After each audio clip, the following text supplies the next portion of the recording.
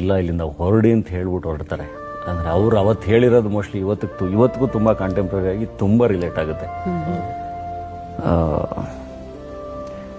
ಕೆಟ್ಟು ಹಾಳಾಗುವುದು ಕಲ್ಯಾಣ, ತೋರಿಕೆಯ ದೊಂಬರಾಟ ಅತಿಯಾಗುವುದು. ಹೇಳುವವರು ನಿಜವಾದ ಗುರುವಾಗಿ ಹೇಳಲು ಅರಿಯರು, ಕೇಳುವವರು ಗುರುವಾಗಲೆಂದು ಕೇಳರು.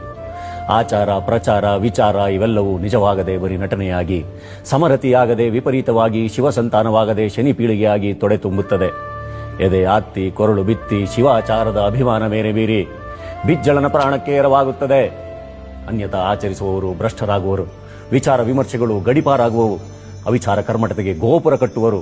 ಮೇಲು ಕೀಳೆಂಬುದು ಅತಿ ಹೆಚ್ಚಾಗಿ ಮೇಲಿನವರು ಕೆಳಗಿನವರನ್ನು ತಮ್ಮ ಕಾಲ್ತುಳಿದಕ್ಕೆ ತೊತ್ತು ಮಾಡಿಕೊಂಡು, ಅಧಿಕಾರಕ್ಕೆ ಗದ್ದುಗೆ ಮಾಡಿಕೊಂಡು, ಐಶ್ವರ್ಯಕ್ಕೆ ಕಮ್ಮಟ ಮಾಡಿಕೊಂಡು, ಕಾಮಭೋಗಕ್ಕೆ ಅಂತಃಪುರ ಮಾಡಿಕೊಂಡು, ಗುರುಗಳ ಎಂಜಲೆ ವೇದಬಿಂದುವೆಂದು, ರಾಜನ ತಲೆಯೇ ವಜ್ರ ವೈಢೂರ್ಯವೆಂದು, ಜನತೆಯ ಬುದ್ಧಿ ಬರಿಮಣ್ಣೆಂದು ಸರ್ವನಾಶವಾಗುವುದು. ಅದು